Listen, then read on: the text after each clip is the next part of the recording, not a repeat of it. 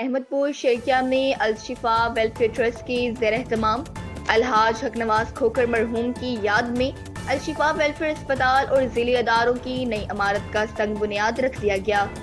تقریب میں ولی عہد امیر آف بہاولپور پرنس بہاول عباس خان عباسی نے بطور مہمان خصوصی شرکت کی۔ خطاب کرتے ہوئے مقررین نے کہا کہ ریٹائرڈ کرنل آفتاب نواز کھوکھر کی جانب سے عوام کو مفت طبی سہولیات فراہم کرنا ایک عظیم فلاحی خدمت ہے۔ نئی عمارت 1 سے 1.5 سال میں مکمل ہوگی، جہاں جدید طبی سہولیات ایک چھت تلے فراہم کی جائیں گی۔